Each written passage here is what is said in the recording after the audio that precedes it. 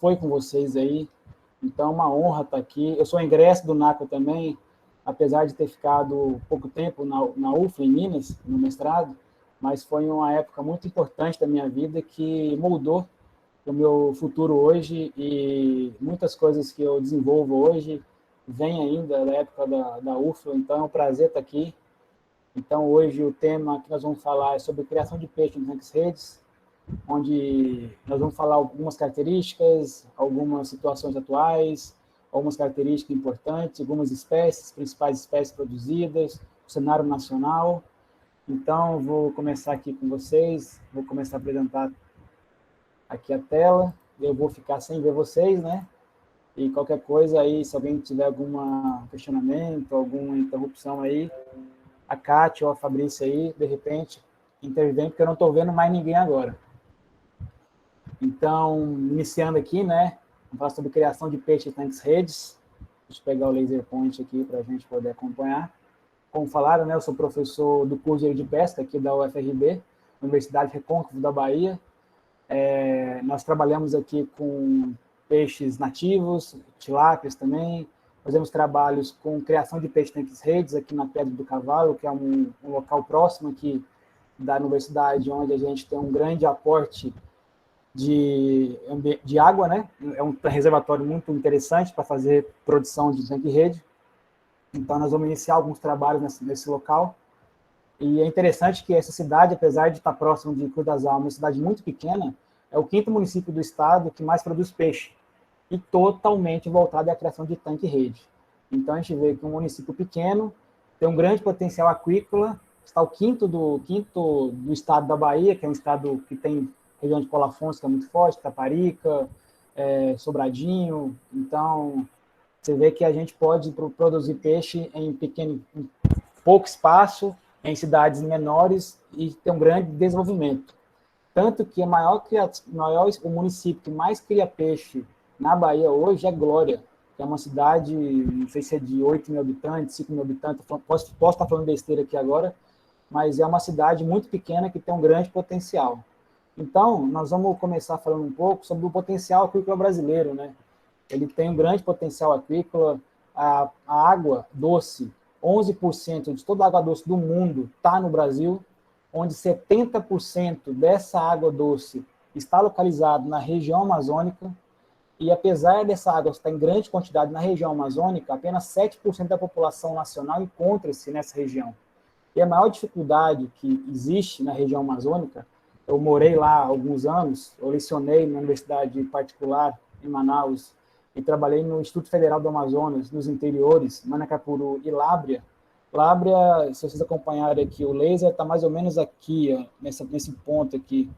Ela ficava 5 dias de barco de Manaus, 5, 6 horas de estrada de terra de Rondônia, Porto Velho, a capital mais próxima. A logística para qualquer situação, tanto de agricultura como de sobrevivência também das pessoas, era muito dificultosa, então, mas tinha um potencial hídrico gigantesco. Porém, apesar de ser uma região que tem um grande potencial hídrico, tem essa situação agravante, né? As logísticas, os insumos que não chegam, que faltam. Então, a região amazônica tem muito que crescer ainda, é um campo muito aberto nessa região, o potencial para trabalho lá é gigantesco, basta as pessoas terem coragem, desafiar, porque não é fácil também. É uma região que tem um grande potencial aquícola. E o Brasil como um todo, que a gente vê, tem um grande potencial hídrico, né? Tem 5,5 milhões de hectares de águas represadas. Minas Gerais tem os principais polos, que é Três Marias e Furnas, onde tem uma grande produção de peixe, nós vamos falar um pouco sobre isso. Então, o Brasil, a gente vê que tem um potencial muito elevado de produção de peixe e pode ser comprovado ano a ano, principalmente nos dados do Peixe BR, né, que saiu, esse aqui é o atual, 2021, que saiu agora os dados. Então, a produção de peixe no Brasil ela cresceu 5,93% em relação ao ano passado, 2019 a 2020, né? E muito devido à criação de peixe em tanques redes. Nós vamos ver aqui nos próximos slides que a produção aumentou muito devido ao aporte principalmente da tilápia, onde a tilápia houve um aumento de 12,5% da produção em relação ao último levantamento. muito devido, encorajado e levantado em relação ao Paraná, Minas, São Paulo, e esses 3 estados aumentaram muito a produção em tanques redes. Minas Gerais, principalmente a região de Furnas, Três Marias, teve um grande aporte de produção. O Paraná, na região de Itaipu, ali, começou a ter uma produção mais significativa. E São Paulo, ali na Ilha Solteira, na região de Paranapanema, começa a ter uma produção em larga escala e começa a se destacar a nível nacional.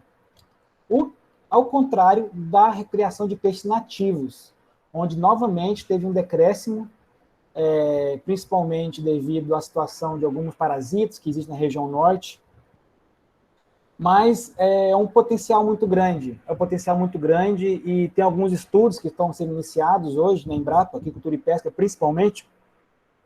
Nós vamos mostrar mais adiante aqui alguns trabalhos que fizemos lá em parceria com a Embrapa, naquele projeto nacional do BRS Aqua.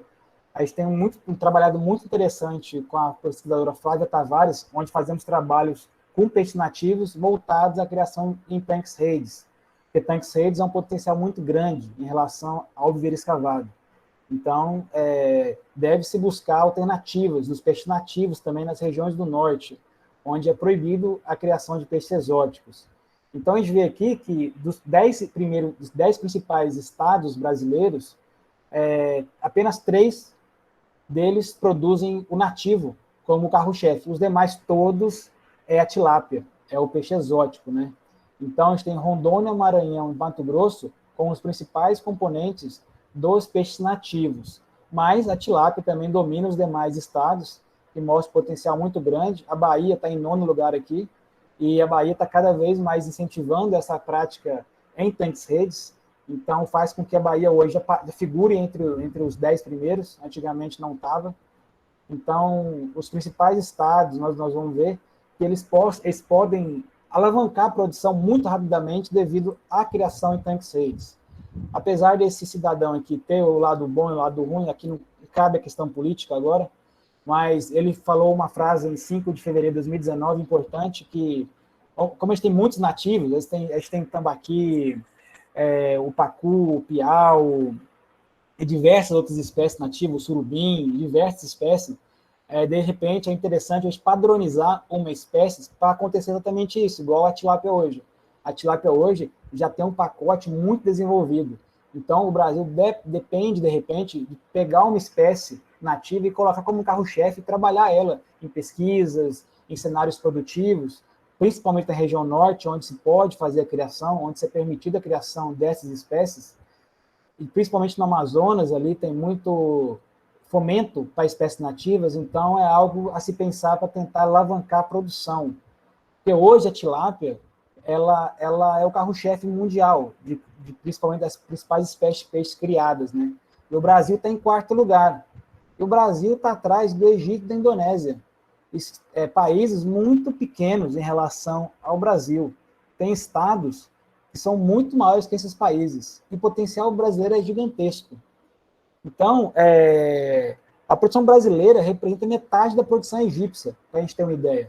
E a tilápia, ela pode, de repente, fazer com que esse número brasileiro aumente muito rapidamente, principalmente agora, pela modernização do decreto 4865, nós vamos ver aqui, houve o decreto 10.000 alguma coisa, nós vamos ver nos próximos slides, onde desburocratizaram o processo de autorização de uso, mas não de maneira indevida, tanto que a parte estadual ainda continua sendo levantada pelos estados para fazer o licenciamento ambiental. Apenas ela desburocratizou e fez agilidade nesse processo. Eu trabalhei no Ministério da Pesca em 2010, 2011, e a gente via a burocracia que era em relação às documentações, travava-se um projeto por causa de detalhes que não representaria mal algum no processo, tanto que passaria posteriormente por outros órgãos até chegar na autorização, e mesmo assim, essa pessoa não teria direito a criar o animal, teria que passar pelo Estado ainda. Então, esse decreto ele pode fazer com que o Brasil rapidamente aumente a produção e configure entre os principais produtores mundiais de peixes em tanques redes. o que pode ser um benefício para a nossa área, para geração de emprego, geração de renda, geração de divisas para os municípios, estados, países, emprego, giro de cadeia produtiva. Então, o Brasil hoje busca esse protagonismo no mundo na criação de peixes. Os principais estados, regiões que produzem peixe hoje é o sul do Brasil, ele está em primeiro lugar ali, mas o Sudeste, o Nordeste vem pouco a pouco aumentando a produção e buscando alcançar esse local. Se a gente pensar para ver, a região Sul tem apenas 3 estados, Sudeste 4 e Nordeste tem 9. E aí, com isso, o Sul ainda ganha desses estados com menor capacidade hídrica. Porém, o Sul do Brasil tem algo muito forte, a questão da associação, da cooperativa, entre os produtores, o que fortalece a cadeia produtiva, reduzindo o custo de produção e maximizando a produção em si. Lá tem muito incentivo em relação à ciência, à tecnologia, às universidades em parcerias com produtores. Então, isso é nítido o quanto isso é benéfico à cadeia. A região do Paraná e Santa Catarina, principalmente, tem essa parceria. Santa Catarina é muito famosa em relação à criação de ostras, né? No litoral ali, onde a UFSC, ela produz as sementes para os produtores, então essa parceria tem dado frutos, assim como no Paraná, região do oeste do Paraná, na UniOeste, onde eu formei, forma diversos profissionais, e esses profissionais atuam diretamente com produtores da região. Hoje, o Paraná, na região de Maripá, Toledo ali, em viveiro escavado, produzem por metro quadrado algo de 10 a 15 peixes por metro quadrado, o que em Minas talvez seja algo inviável, na Bahia, no Mato Grosso, no sul ali. Então, o Paraná hoje tem uma tecnologia muito forte, o que faz com que a produção seja elevada, e hoje já se busca a produção em tanques redes em Itaipu, o que não permitia tilápia antigamente, era algo distorcido, porque se podia criar tilápia em viveiro escavado, não podia em tanque rede, não tinha muito sentido essa situação.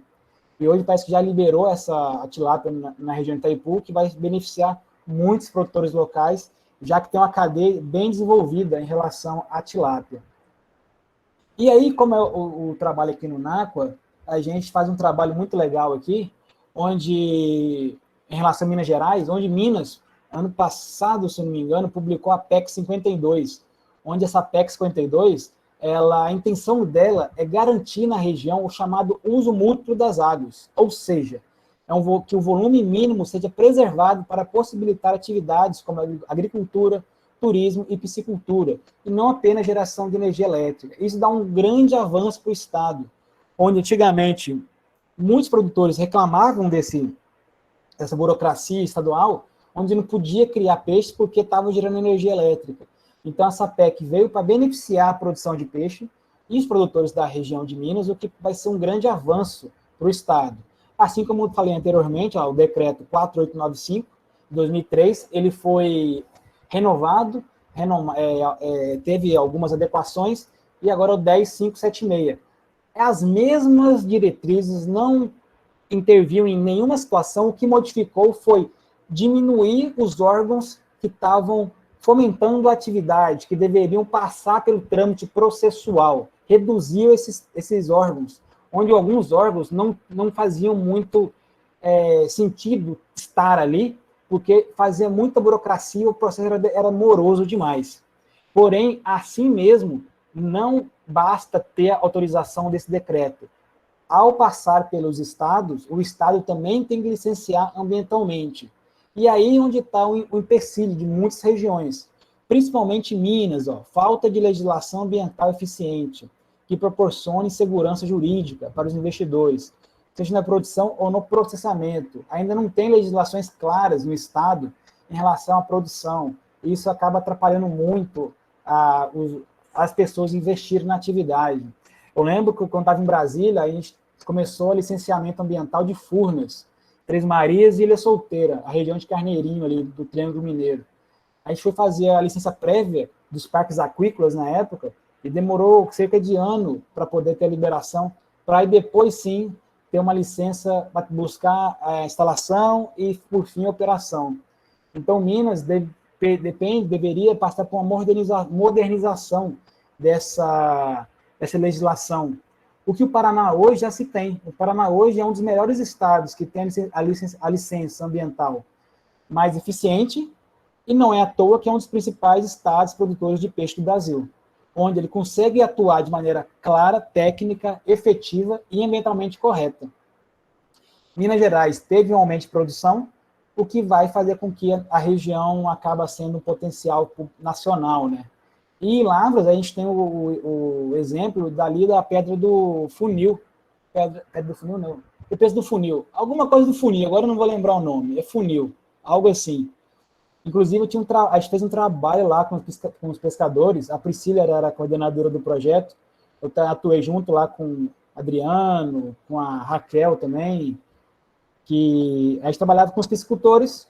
Eles eram pescadores, tornaram-se piscicultores, mas depois cada um foi para um lado. Esse projeto não sei se deu continuidade ou não, mas tem um potencial muito grande na região também de Lavras também. Então, Tanque Rede, Minas Gerais é uma região muito forte, né? Então, falando um pouco da história dos parques aquícolas em Minas Gerais, a gente tem o quê? Tem algumas situações. O primeiro programa nacional foi criado para demarcar os parques aquícolas. E que é os parques aquícolas?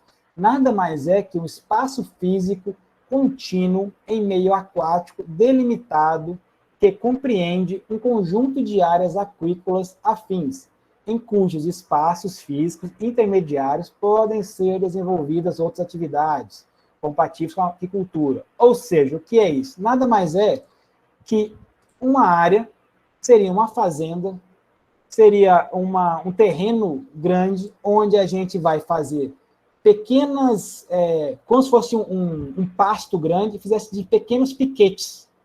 Nesses piquetes, cada piquete, um produtor estaria sendo responsável pela produção. Então, parques aquícolas, o que era? Ele selecionava grandes áreas no reservatório. Geralmente, essas áreas dos parques aquícolas, todo reservatório não poderia passar 1% de toda a extensão do reservatório, o que acaba deixando o corpo hídrico mais ambientalmente sustentável. Então, esses piquetes dividiam-se em pequenas piquetes, onde cada produtor teria a sua área, sendo essa área podendo ser onerosa ou não onerosa. Não onerosa para a população de baixa renda, população local, e onerosa para a população que tem empresários, né, que tem investimento, conseguem dar um lance para poder pegar a área. Então, cada piquete desse que a gente está vendo aqui, amarelinho, seria uma fazendinha de peixe tanque-rede. Então, essa foi a ideia dos parques aquícolas. E por que a ideia do parque aquícola? Porque tínhamos lagos no Brasil, a China é um grande exemplo, que tinha diversos lagos, lá inicialmente não tinha um controle assim tão adequado em relação à produção. O que aconteceu lá?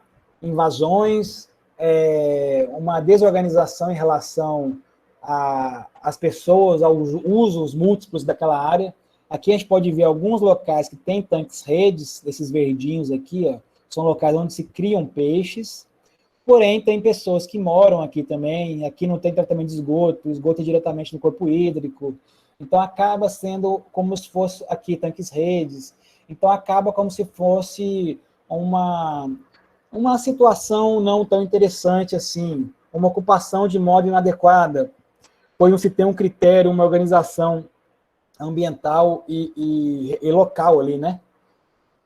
Já na Noruega, é um pouco mais organizado, tem os grandes fiordes, lá os grandes lagos, onde se tem esse exemplo aqui, é onde se cria a forma jovem, ela passa por diversos tanques redes aqui, as fases vão aumentando essas fases, cada tanque rede é uma fase de criação, onde ao final o peixe aqui é despescado, passa-se por um processamento desse pescado nessa unidade processadora e, ao final, vai para o navio leva para o continente, o peixe já processado. Então, vocês veem que não tem nada em volta, é tudo organizado, planejado, grandes embarcações aqui, ó, fazendo todo o controle. Provavelmente poucas pessoas trabalham aqui para ter uma logística mais interessante, muita tecnologia também envolvida. Eles usam câmeras, sensores para alimentar os animais, sensores para monitorar a qualidade de água também. E o Brasil veio para tentar organizar também os seus grandes lagos e se tem algumas iniciativas que deram certas, outras ainda estão em estudo.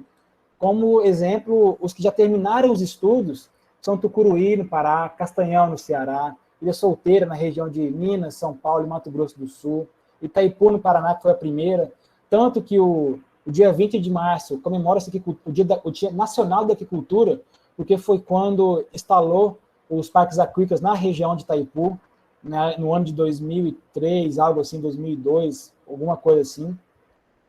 E Três Marias e Furnas, que são os grandes exemplos de Minas Gerais, que já tem parques aquícolas instalados, porém nós vamos ver adiante o que aconteceu com esses parques aquícolas que estão demarcados.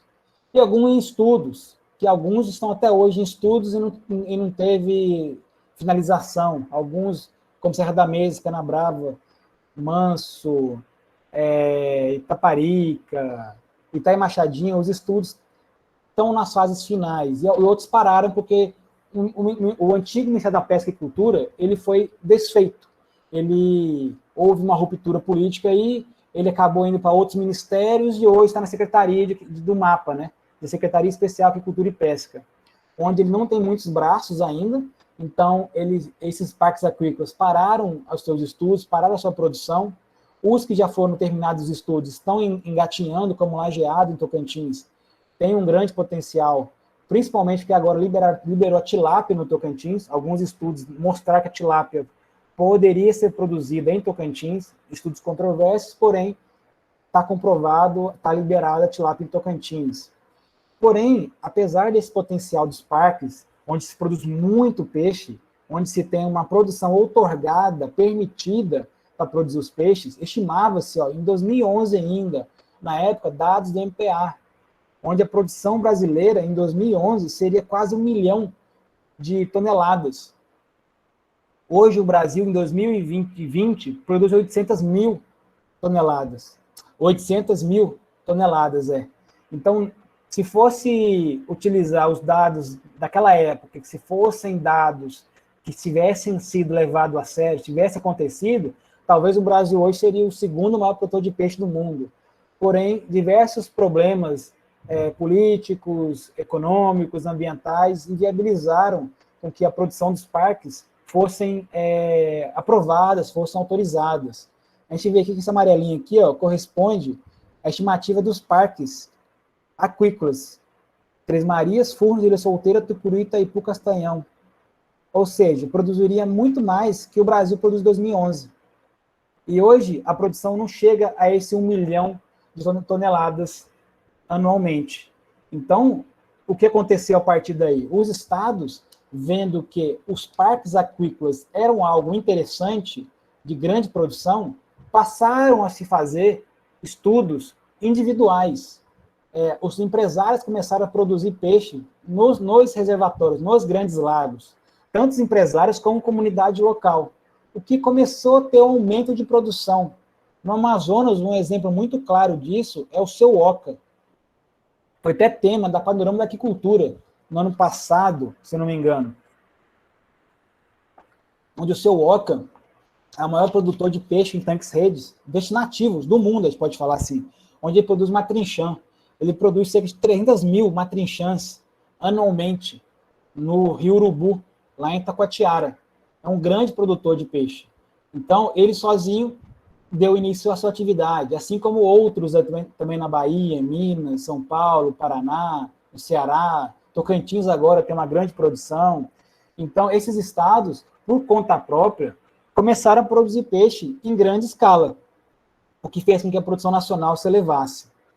Então, mundialmente, os principais estados, os principais países que produzem peixe em tanques-redes são Brasil, Chile, China e Indonésia.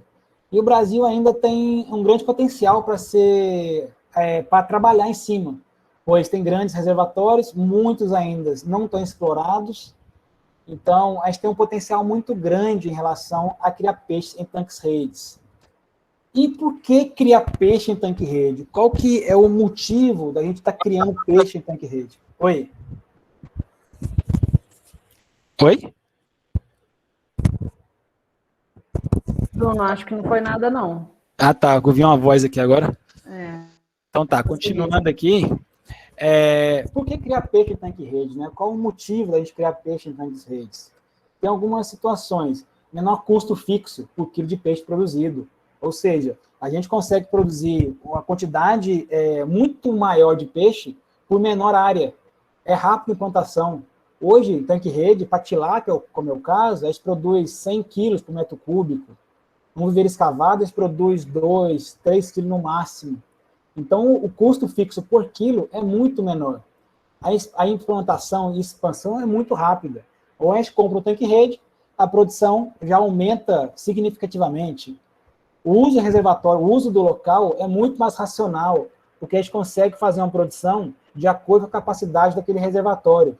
A gente não vai colocar tanques de maneira inadequada e depois não ter o que fazer, como o viveiro escavado. Viveiro escavado, a gente vai construindo, e de repente está usando muito o recurso local, esse recurso local pode ainda sofrer algum impacto localmente. Já o tanque-rede consegue se produzir com mais racionalidade. Colheitas durante o ano inteiro. A gente consegue fazer escalas de produção, tanto mensal como quinzenal e até diariamente, se for o caso, porque facilmente retira-se o peixe desse local. Intensificação da produção, como eu falei, a densidade de estocagem é muito alta. Exemplo, a tambaqui está em estudo entre 40 e 50 peixes por metro cúbico. Já em viveiro escavado, fica-se entre 1 e 2 peixes por metro, a cada 2 metros quadrados. Então, a intensificação é muito maior, porque a qualidade de água, a renovação desse ambiente é muito mais rápido, é muito mais eficiente. O manejo simplificadíssimo. A observação dele é mais fácil. Com barco, você consegue manejar o peixe ali, você consegue colocar ração para o animal, você consegue manejar 500 peixes de apenas uma vez com uma balsa. Viveiro escavado, você teria que passar rede, passar tarrafa, fazer diversos manejos, abaixar a água do tanque. Então, o tanque-rede tem muito mais facilidade. Mas também tem desvantagem. Como qualquer coisa hoje na área de agrárias, tem vantagem e desvantagem. Basta a gente fazer balanceamento. Desvantagens. É difícil legalizar. Nós vimos o tanto de morosidade que é os órgãos ambientais, a União, os estados, e até municípios eles podem problematizar a situação do empreendimento. Depende exclusivamente de ração. Aqui não tem como a gente adubar um reservatório, como Furnas, por exemplo, para tilápia poder filtrar. Não vai ser possível. O tamanho é muito exagerado, é muito enorme. Não tem como você ter um maior controle. E por não ter o maior controle desse ambiente, é muito mais difícil tratar os animais, controlar doenças. E o furto à noite também, durante o dia, também pode acontecer, o vandalismo, porque fica num local ali, 500 peixes em 4 metros quadrados, em 4 metros cúbicos. Nesse caso aqui, se não tiver uma segurança adequada, os peixes podem ser, de repente, levados, né, e roubados, o que não é tão interessante assim. E aí, a gente está falando tanque-rede. O que é o tanque-rede, né? Tanque-rede ou gaiola. São estruturas de tela ou rede fechada de todos os lados, que vai reter os animais, permite um fluxo de água nesse local, removendo os excretos e fornecendo oxigênio aos peixes de maneira muito intensiva. A diferença entre eles é que o tanque-rede é malha flexível e a gaiola é malha rígida. No Amazonas, a gente conseguiu aprovar um projeto na época com os indígenas, onde iríamos trabalhar com gaiolas. Porque lá na região onde a gente aprovou o projeto, na região do Purus, é uma região que tinha jacaré, que tinha piranhas, que tinha animais que poderiam, botos, que poderiam romper os tanques-redes, se forem malha flexível. Então, a gente entrou em contato com o produtor de tanque-rede, fizemos orçamento, tudo, onde seria um trabalho com malha rígida. E a dificuldade da logística, ele demoraria 11 dias para levar as gaiolas para Lábrea, onde seria esse trabalho. Porque ele pegaria uma balsa, colocaria as gaiolas nessa balsa e atravessar 11 dias de balsa para poder chegar lá. Então, aqui na região Nordeste e Sudeste, está com a logística muito mais eficiente, muito mais rápida. 11 dias, talvez nossa propriedade já esteja até funcionando. Então, é para mostrar o quanto o Brasil é diverso em relação a essas especificidades locais, né? Mas tanque-rede é flexível, gaiola é malha rígida. E aqui tem uma situação, criação de peixe tanque-rede, não é só criar peixe, é a satisfação do produtor, a satisfação do empregado, do empreendedor, né, em ter uma atividade que ele vai gerar um emprego, gerar uma renda, vai produzir pescado em qualidade, vai movimentar o mercado local. Com esse recurso que ele tira do peixe, ele consegue ter uma segurança alimentar, e consegue comercializar, comprar no mercado local alimentos de melhor qualidade para fazer uma nutrição mais completa, gira o dinheiro na região, em mercados, em restaurantes com novo pescado, né? Começa a ter geração de emprego e renda, projetos, consultorias. Além disso, o dinheiro sendo gerido, a gente consegue contratar profissionais como vocês, que vão formar daqui a uns anos, ou que já está formado. Tem um mercado muito promissor também no campo. As feiras locais são incentivadas, são beneficiadas com a produção de pescado, para que esse pescado possa ser vendido naquela região. E, com isso, indústrias, as rações, fábricas de tanques-redes, produtores de forma jovens, vêm para a região para poder formar um mercado, para movimentar a economia local. Pode-se gerar cooperativas com que faz com que os cooperados tenham um benefício maior em relação à produção, em relação à atividade. Então, o tanque-rede não é simplesmente colocar um peixe ali dentro, engordar e vender. Olha o quanto que ele movimenta na região local ali. É muito interessante, porque você consegue maximizar uma produção e movimentar a cadeia local. E aí, o tanque-rede, ele tem estruturas de flutuação, estruturas de onde se contém os peixes, estruturas de flutuação e comedouros, que nós vamos ver aqui mais adiante, os diferentes tipos de comedouros. Então, essas boias, para vocês verem, ó, são de garrafas PET. E aqui já está instalada a garrafa PET. Então, dependendo da localidade, a gente consegue baratear o custo de produção desses equipamentos. A garrafa PET com flutuador, de repente, a estrutura de sustentação aqui pode ser vergalhões que o próprio produtor consiga na região, ou até cano de PVC. O mais dificultoso nesse momento é a tela. A tela tem que comprar em empresas especializadas. Mas os demais equipamentos, comedouros, podem ser feitos, igual em Alagoas. O pessoal usava saco de ração, cortava o saco de ração e fazia como comedor, economizava já no custo de produção. E aí os tanques-redes, eles podem ser pequenos ou grandes. Hoje no Brasil já se tem um uso de tanques grandes, de 25 metros cúbicos para cima.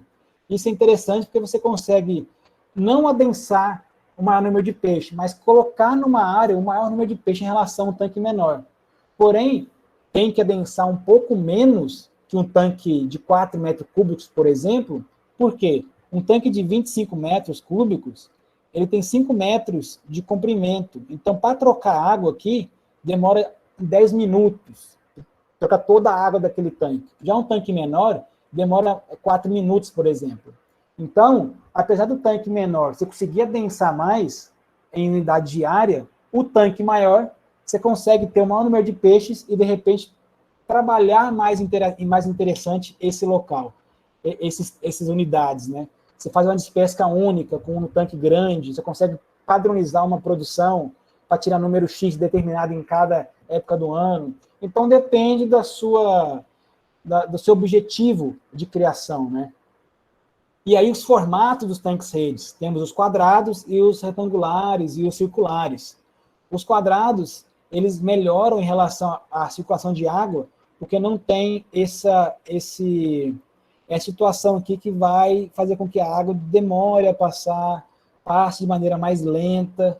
Porém, são estruturas diferenciadas que a gente está vendo aqui que podem ser utilizadas e podem ser criadas peixes. São unidades de tanques-redes.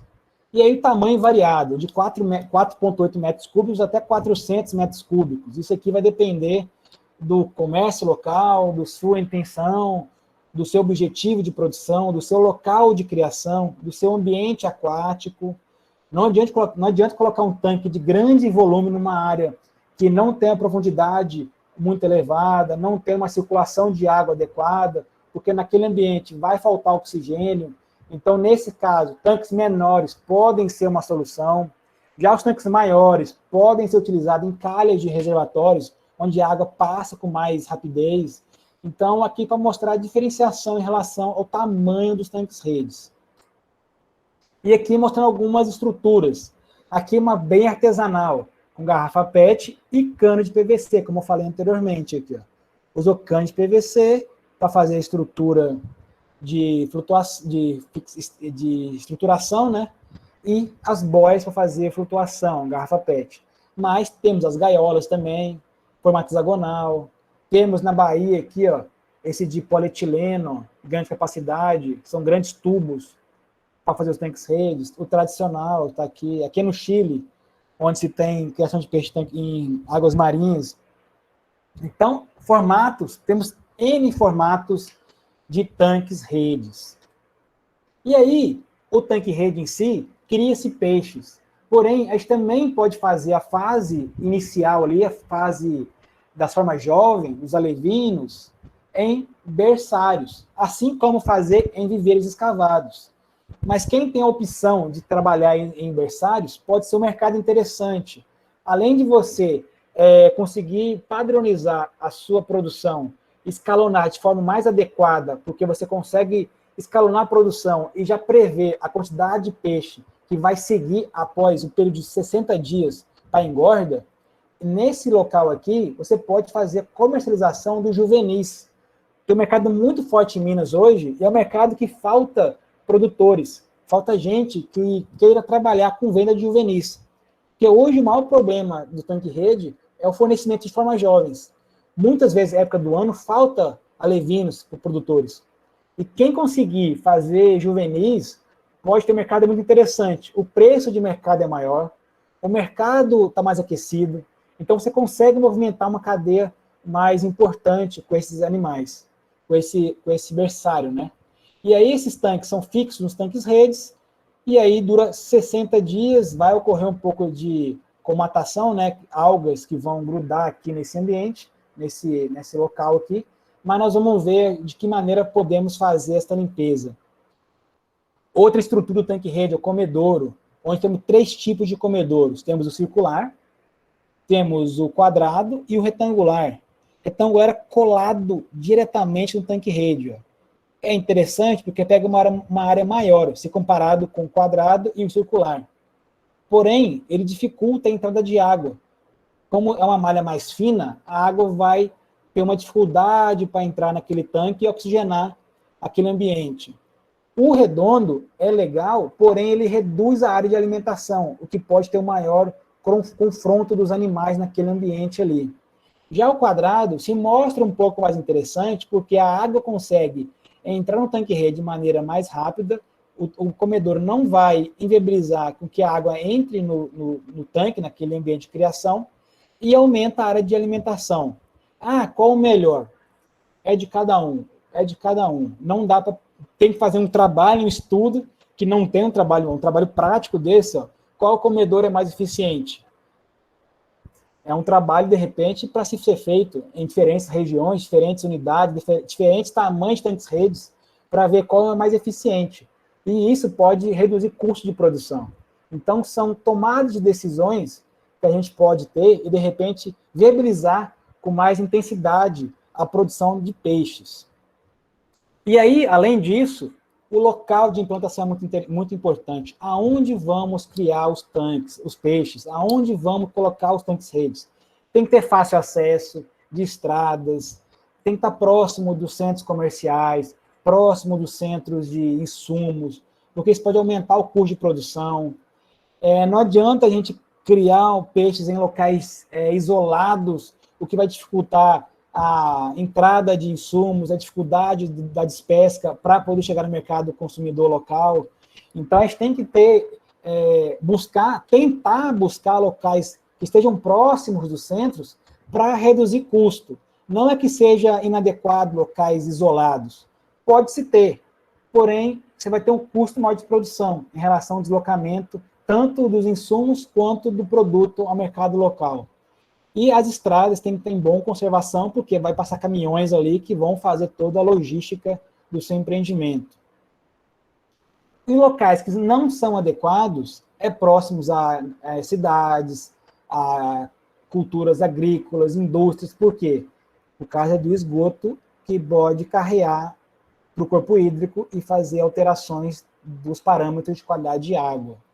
Assim como locais onde tem muito paliteiros. Paliteiros são árvores que não foram desmatadas e ficaram naquele ambiente, o que pode, de repente, fazer com que os tanques redes sejam rompidos em relação, se você não conhece o local, coloca o tanque rede numa área que está com uma água, de certo ponto, o nível da água está elevado, você não conhece o que tem no reservatório, quando ele abaixar, os tanques redes podem, de repente, se fixar nessas árvores.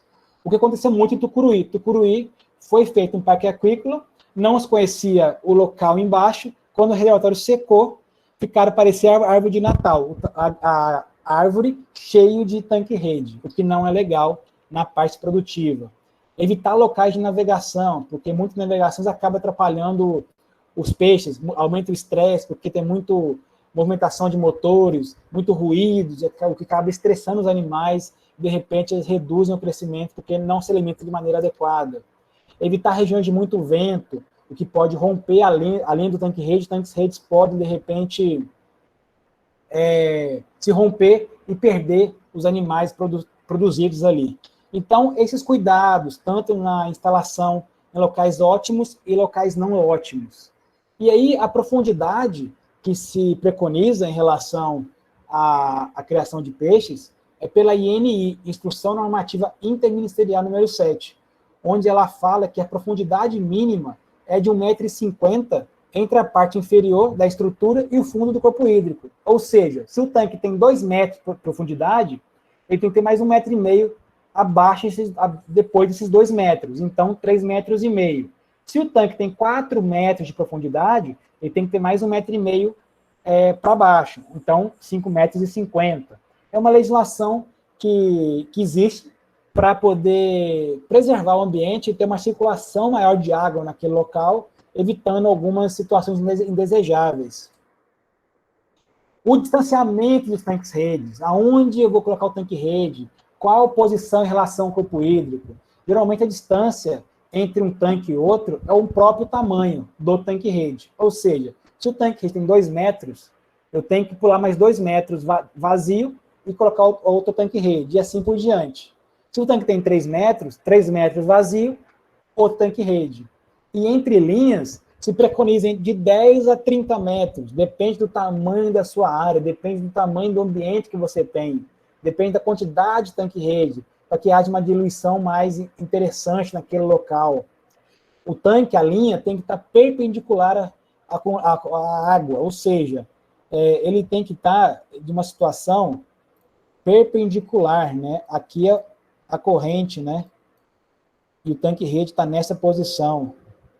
Então, ele tem que estar perpendicular a esse ambiente para que a água possa passar para um tanque e a água de um tanque não ir para o outro, fazendo com que o ambiente fique mais estável e mais viável do ponto de vista ambiental.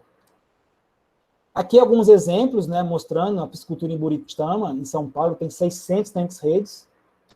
Aqui já em Zacarias, né, a Pedrana, que tem 200 tanques redes. Aqui vocês podem ver, nós vamos ver daqui a pouquinho, essa estrutura aqui são as boias de sinalização que devem ter para evitar qualquer tipo de conflito naquele ambiente. Aqui já em Santa Fé do Sul tem 600 tanques redes e em Santa Clara 900 tanques redes. Aqui parece estar muito próximo, mas é porque a foto foi tirada distante, mas tem seu espaço entre eles de maneira adequada. E uma coisa interessante nesses ambientes de criação de peixe tanque rede é que geralmente são ambientes que o ambiente está desestratificado termicamente, ou seja, a água está de maneira adequada ali, oxigênio, temperatura, eles estão misturados uniformemente naquele ambiente ali, não está estratificado. O que é bom, porque o peixe tem oxigênio dissolvido ali, temperatura em diferentes camadas de modo adequado. Porém, em dias muito quente, o que vai acontecer? Estratos. A coluna d'água inicialmente aqui, ó, vai ficar alta temperatura e alto oxigênio. Já no fundo, vai ter baixo oxigênio e baixa temperatura. E o que vai acontecer em relação a isso? O que é perigoso ter um ambiente estratificado? Porque se vier chuvas e ventos muito fortes, essa massa de água vai movimentar e os peixes que estão acima vão acabar morrendo devido ao baixo oxigênio e temperatura baixa, choque térmico nos animais. Então, deve-se tomar um cuidado em relação aos tanques-redes, porque são ambientes que ficam muito facilmente estratificados termicamente. Então, deve-se observar nessas situações e tentar prever esse tipo de situação, de repente movimentando o tanque para outro local, de repente reduzindo a alimentação, dividindo maior os peixes nos tanques-redes, para evitar que você tenha uma maior mortalidade do dia para a noite. Aqui, mostrando como é instalado os tanques-redes, geralmente se utiliza ou corda de nylon ou cabo de aço, onde se faz estruturas de linhas. Essas linhas, elas têm sistemas de flutuação, onde para identificar o final de cada linha, e cada linha dessa vai ter poitas, onde essas poitas vão segurar os tanques-redes. Depois, se o NACO quiser, a gente pode fazer uns cursos mais específicos para quantificar, de repente, o tamanho da poita, quantas poitas ter. Eu geralmente faço um curso, eu tenho esse material, eu faço com minha companheira, uma aluna minha, que foi minha aluna do mestrado, ela trabalhou muito em tanque-rede, a Rose, não sei se a Rose está aí, a gente pode fazer, de repente, alguns cursos com vocês aí, mais teóricos e práticos, para mostrar como se faz a instalação dos tanques-redes em ambientes aquáticos. Ela teve uma grande experiência no mestrado dela, a gente conseguiu fazer um trabalho muito legal lá em Lajeado, com um tambaqui, onde ela trabalhou na prática mesmo, então ela vivenciou isso aí, e hoje a gente consegue fazer um trabalho legal. Mas aqui é interessante mostrar que todo tanque-rede ele é instalado e fixado no fundo do corpo hídrico com poita, sistema de ancoragem. E essa sinalização aqui é importante devido o quê? Ao trânsito de embarcações, para evitar conflitos, evitar que haja um rompimento e acidentes no corpo hídrico. Geralmente, dependendo do tamanho da área, ela tem um modo de se fazer essa sinalização. A norma 1117 da Marinha do Brasil preconiza e mostra de que maneira essas boias, essas sinalizações podem serem desenvolvidas naquele ambiente local.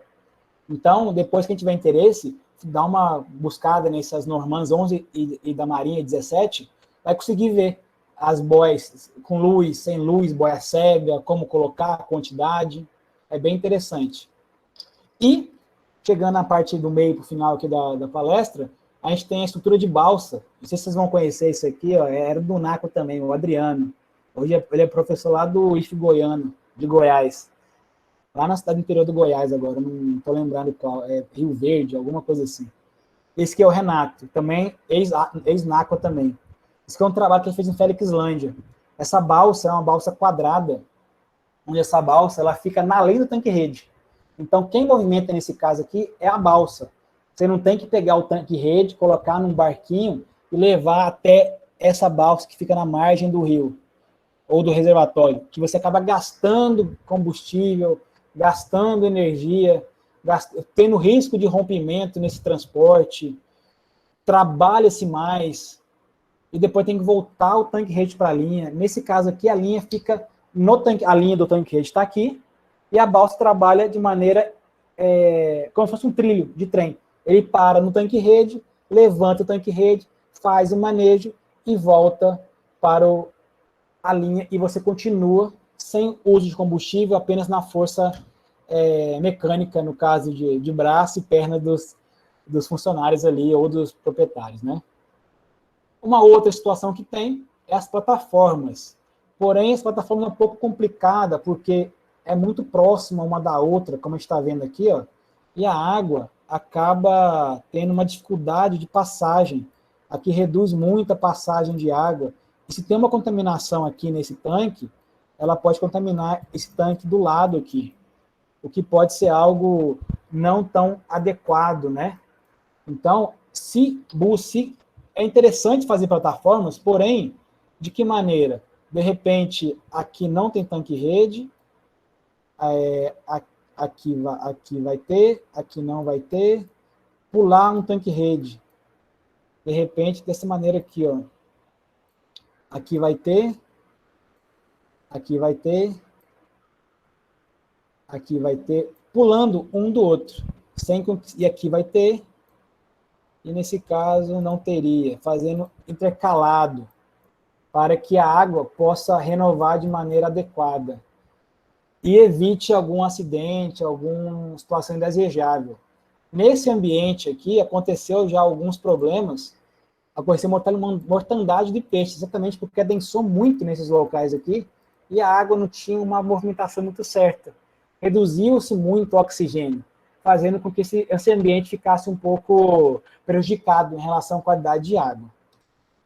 E aí, os tanques redes, além de ter tudo isso, ele também tem que ser limpo. Ele tem sujeiras que são impostas nas malhas, né? Geralmente são algas e geralmente são mexilhões dourados que já estão chegando na região de Minas Gerais. Começou lá no Paraná, de modo devagarzinho, está subindo as bacias pouco a pouco. Geralmente se utiliza para as algas curimba, cascudo, bodó, no caso da Amazônia chama bodó, vassouras para fazer a limpeza, vassouras de pressão de água para poder tirar essas algas do lado aqui do tanque-rede, do comedouro, como também vassouras de fogo, para os mexilhões principalmente, porque os mexilhões ficam aderidos nesse tanque-rede e não sai por nada, então tem que deixar no sol, secando, para depois ou passar uma vassoura de fogo, ou passar pressão de água. No caso, se for fogo, tem que ser uma gaiola rígida, né? Não pode ser PVC, senão vai derreter toda a estrutura. E os mexilhões são um grande empecilho, tanto que foi feito um estudo por Viana, Wilson Bosco, lá de Toledo, no Paraná, e toda a sua equipe, verificando qual malha esse mexilhão dourado ele aderia em menos quantidade. Eles viram nesse trabalho que o arame, acho que bezinal, e o arame galvanizado, plastificado, com tinta anti-incrustante, ele conseguia aderir menos mexilhões nessa tela. O que, do ponto de vista, é interessante, porque o mexilhão ele acaba entupindo a passagem de água, fazendo com que essa água não chegue aos animais, não chegue aos peixes, o que pode promover o menor crescimento dos animais e o menor consumo de ração, fazendo com que os peixes acabem não tendo um grande desempenho assim, zootécnico, né? Então, a busca por materiais alternativos é interessante nessa situação.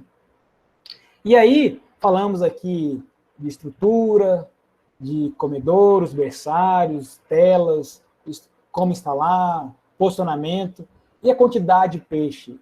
Qual sistema utilizar? Temos 3 sistemas, monofásico, bifásico e trifásico. O monofásico, a gente coloca peixes com 50 gramas no início da produção e vai até 600 gramas, 800 gramas, 1 quilo. Se não modifica a densidade de estocagem. Mas para isso tem que ter uma forma jovem de uma empresa idônea, que tenha peixes com boa genética, esses peixes têm um bom desenvolvimento produtivo. Geralmente se coloca para tilápia 150 peixes por metro cúbico, por metro cúbico, né? Então, num tanque de 4 metros cúbicos, se coloca em média 600 animais, 500 animais, uma mortalidade média de 5%, e a produção de 5 meses a 12... a produção média aqui é de 8 meses, 9 meses, até chegar no peso de abate. Já o bifásico divide-se em 2 fases. A fase inicial de alevinagem, coloca-se o peixe com 1 grama, até 50 gramas, no berçário, se for o caso. Nesse período, os animais vão estar adensados de modo de 500 peixes por metro cúbico, no caso de tilápia. Ao atingir 50 gramas, faz uma repicagem nesses animais, onde vai ficar até o peso de abate. E essa repicagem, geralmente, como tem 2.000 peixes naquele ambiente ali, 1.800 animais, divide-se em 3 tanques, para que esses 3 tanques possam receber os animais e fazer a engorda final.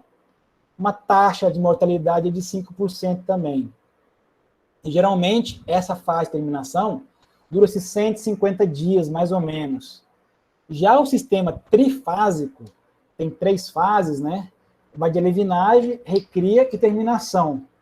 Ele vai, alevinagem igual ao anterior, 1 grama até 50 gramas, 500 peixes por metro cúbico, beleza. Chegou nesse peixe de 50 gramas, transfere. Transfere e vão ficar 40 dias em 2 tanques, porque a densidade de estocagem agora é 225 peixes por metro cúbico. Vão ficar nesse ambiente até atingir 200 gramas. Após esse período, eles vão ser repicados novamente para 3 tanques, usando 140 peixes por metro cúbico, fazendo-se assim a terminação. Então, temos o monofásico, que vai de 50 gramas ao peixe de abate. O bifásico divide-se a fase inicial de 1 grama até 50 gramas e 50 até o peixe de abate. E o trifásico, de 1 grama a 50, 50 a 200, e 200 ao peixe de abate. Essa diferenciação vai depender da forma jovem que você adquire no mercado, da sua equipe de trabalho também. Se tiver poucas pessoas, pode dificultar o manejo, porque o manejo que a gente está vendo aqui não é facilitado. Se a Rose estiver aí, depois ela fala para a gente a experiência que ela teve lá em Tocantins, que não é um trabalho fácil, é um trabalho moroso, demorado, porém é um trabalho que necessita ser feito, porque você consegue padronizar o tamanho dos animais, fazendo com que haja um crescimento mais adequado, mais homogêneo desses animais. E aí, outras espécies, que já se tem alguns trabalhos inicialmente sendo feitos, com o tambaqui, por exemplo, é um peixe que cresce muito bem. Geralmente a fase de alevinagem ali não se faz em tanques redes, geralmente se faz em viveiros escavados, geralmente com 15 peixes por metro cúbico. Por quê? Porque nesse ambiente o peixe consegue filtrar, o tambaqui nessa fase filtra muito o fitoplâncton, então ele aproveita muitos nutrientes desses micro-organismos. Ele consegue ter um bom crescimento. Após esse período, ele vai para o tanque rede. Porém, está em estudo ainda essa situação dos tanques redes. Esse trabalho nós publicamos agora, um trabalho que era da minha aluna de mestrado, publicando na Aquacultura no passado, a densidade de estocagem do tambaqui, cultivado em tanques redes, em reservatórios tropicais, né, neotropicais. Onde a gente viu que o tanque rede, a densidade de 50 peixes por metro cúbico, foi a melhor densidade. E tanques rede de grande volume. Era tanques de 27 metros cúbicos e 45 metros cúbicos. Então, nesse trabalho, o melhor resultado, ele foi no tanque grande de 45 metros cúbicos, com densidades elevadas. E está em formatação outro trabalho, para ver a parte econômica das 3 fases de criação. Da fase inicial, recria e engorda. Para a gente ver qual a melhor fase, o peixe cresce mais, densidade e tamanho tanque rede. Já se tem inicialmente uma ideia que os tanques maiores, densidades maiores, o animal cresce com mais eficiência. Para o tambaqui. Porém, é algo que deve ser muito bem estudado e depende da região. Por quê? No Amazonas, o pessoal lá come tambaqui de 2, 3 quilos. 1 quilo eles não consomem. Não consomem. Consomem de meio quilo, que é o tambaqui curumim, que é mais tambaqui para restaurantes, né? Restaurantes de prato pequeno, porque lá restaurantes também adquirem peixe de 2, 3 quilos. Mas em Tocantins tem um mercado muito bom do peixe, do tambaqui de 1 quilo, e também de 500 gramas. O que pode ser interessante do ponto de vista comercial, porque com 500 gramas o tambaqui chega muito rapidamente nessa faixa de peso. Então, é algo para se pensar e, de repente, fomentar um mercado local com esse tipo de produto. Então, dependendo da espécie, você consegue trabalhar de modo mais adequado o mercado local. A matrinchã, que também está em estudo, mas já se tem trabalhos confirmados sendo feitos de maneira adequada, como o seu Oca, lá no Amazonas, onde ele produz matrinchã em tanque-rede na densidade de 80 a 100 peixes por metro cúbico, ele com 5 gramas, E na fase final de engorda, de 20 a 30 peixes apenas. Mas olha só, a tilápia é 150, o tambaqui é de 40 a 50, a matrinchã de 20 a 30. Não dá para densar mais, porque é um peixe que a escama dele sai muito facilmente, qualquer movimentação entre os peixes ali acaba soltando a escama, e consequentemente a entrada de patógenos, de bactérias, acaba sendo elevado, que pode causar grandes mortalidades. Então, nesse caso de sucesso do seu Oca, ele verificou que peixes com essa capacidade de densidade é ideal para a matrinchã, o que pode ser replicado em outras regiões, principalmente em Três Marias, onde se tem a matrinchã também, é uma outra matrinchã, mas o mercado local absorve muito a matrinchã. Foi até tema do meu mestrado na UFLA, foi matrinchã em tanque-rede, lá em Felixlândia, onde a gente trabalhou com matrinchã, e deu um trabalho muito interessante. E uma das principais espécies que temos também, o pirarucu, que chega a 10 quilos no ano de produção, rendimento de mais ou menos 50% do filé. É um peixe que a densidade de estocagem dele é de 3 a 5 peixes por metro cúbico, onde se coloca peixes já com 50 a 100 gramas. Por quê? O pirarucu, como a gente está vendo aqui, é um peixe cilíndrico. Se colocar ele com menor tamanho, ele passa pela malha do tanque-rede. Ele passa na malha e não vai conseguir, vai embora daquele ambiente. Então, tem que ser peixes com tamanhos maiores para que ele possa ficar no tanque-rede. E são tanques-redes, de 60 metros cúbicos, 100 metros cúbicos, porque é um peixe que cresce muito, muito. Então, a densidade tem que ser muito baixa, mas a produção é muito elevada nessa situação. O problema dos entraves do pirarucu é exatamente o fornecimento de alevinos, né? Geralmente são muito caros, geralmente no Amazonas não é tão caro assim, mas é um real o centímetro, mas comparado a outras espécies, acaba sendo elevado, porém tem um mercado mais interessante. Porém, no Amazonas, tem essa briga do pirarucu de pesca e de produção. O de pesca, eu pagava lá em Lábrea, 8 a 10 reais o quilo do pirarucu, fresco, na feira. Já o de criação, não ficava no Amazonas, ia para outros estados, como Bahia, São Paulo, assim como o de pesca também. Mas não dá para competir com o preço de um peixe de pesca de criação. O de pesca, o valor de mercado é muito mais baixo, e se o de criação colocar valor igual o que é colocado da pesca, ele acaba sendo inviável economicamente. Então, tem que trabalhar um outro tipo de mercado que vai ter uma constância de produção, porque o pirarucu de pesca é uma vez no ano. Faz-se um manejo, aquele manejo conhecido, né, do pirarucu, uma vez por ano se comercializa esse animal. Então, dá para todo mundo trabalhar. Pesca, aquicultura, mas tem que ser feita uma cadeia de organização, para que todo mundo possa ter esse trabalho. Então, a gente vê o quê?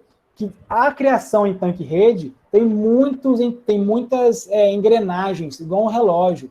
É o tipo do peixe, a espécie, a densidade, a quantidade de água, os aportes de nutrientes, densidade de estocagem. Então, não é simples. Temos que trabalhar de maneira adequada essas engrenagens. E o que se mostra hoje muito interessante, já na parte final aqui da palestra, é o aproveitamento ao máximo da água. De que maneira? Como é feito a criação de cultivo de arroz e peixe, aproveitando muito esses produtos. A água também é possível. No caso da agricultura marinha, se cria o peixe em tanques-redes, esses peixes vão se alimentar, vão excretar, né? Vão fazer com que o ambiente fique mais rico de nutrientes, o que pode beneficiar o cultivo, a criação de moluscos, o cultivo de algas, a pesca de animais que vão ficar no fundo ali, como ouriços, lagostas, camarões. Então, é um ambiente multitrófico que pode ser beneficiado de diferentes tipos de pescado.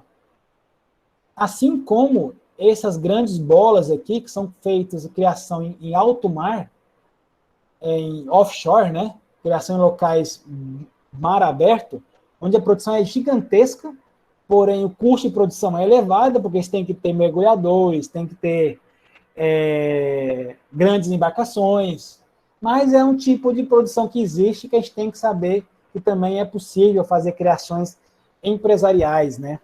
Então, a palestra, o foco seria isso, né? Para mostrar o que é o tanque rede, criações, características, algumas discussões do meio da legislação. E o Renan e a Kátia pediram para falar um pouco, né? Onde tudo começou, a minha carreira começou muito devido à UFLA e EPAMIG, onde eu comecei lá em Felixlândia. Esse sou eu em 2008, novinho de tudo, começando a trabalhar ali com tanque rede. A gente tem que trabalhar a gente tem que pôr a cara a tapa, porque a cara a tapa a gente aprende mesmo. A gente aprende como criar o animal, como produzir ele. A gente vê que não é fácil o mercado de trabalho, então a gente começa de baixo mesmo. E esse local aí foi muito importante para mim, porque eu aprendi a parte produtiva, a parte científica, junto com a UFLA. A UFLA tinha um trabalho aí de produção de tilápia em tanque-rede, tanto pesquisa como produção.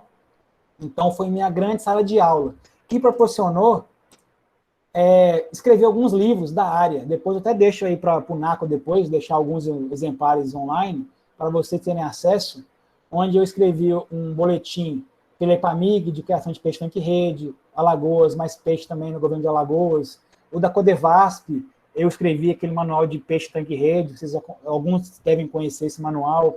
Tem um do Sebrae também, que está disponível na internet também, muito importante. Deixei um material na UFLA aí, ó, aqueles textinhos da especialização Lato Sensu, de espécies exóticas e nativas, um trabalho diagnóstico muito legal que fizemos na região de Morada Nova de Minas, que foi importante para a produção que está elevada na região hoje. E, além disso, a UFLA me proporcionou trabalhar na FAO, no MPA, buscar incentivo à pesquisa, a não ficar parado. Aí fui para a UFBA fazer o doutorado, consegui ir para a Múrcia também, com parceria com a UFLA e a UFBA também, foi muito importante.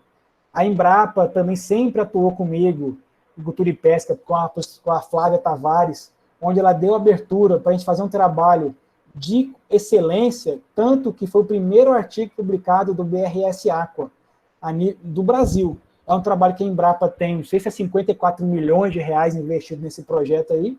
Nós fizemos um trabalho simplesinho, bonitinho, honesto, conseguimos publicar um trabalho na Aquaculture sobre peixe tanque-rede, que parecia algo inalcançável. Então, a gente tem que ter o foco de sempre trabalhar de maneira correta, adequada, que os resultados vêm. Então, a gente tem que trabalhar desde lá da base, ó, sem medo, correr atrás mesmo, que o futuro vai ser promissor para todos nós.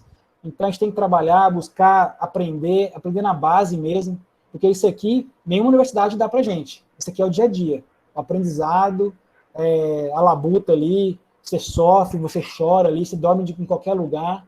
Então, esses aprendizados que a gente tem, depois na frente, vai dar para a gente um melhor futuro, vamos dizer assim. Então, aqui deixo meu obrigado a vocês, um prazer estar com todos vocês aqui, e estou à disposição para perguntas, conversar, trocar ideia. Aqui estão meus e-mails, meu telefone, quem quiser contato, estou à disposição. E muito obrigado.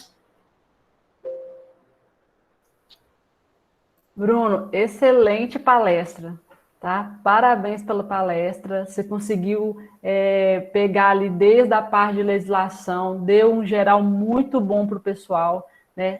Acredito que todo mundo tenha conseguido se localizar bastante no tema, por esse geral que você deu mesmo, né? Essa contextualização da situação em si, e muito bacana também você ressaltar a situação do nosso estado, né, de Minas aqui. Então, é muito interessante, além da parte de vivência que você trouxe, né, principalmente na sua vivência lá na região norte.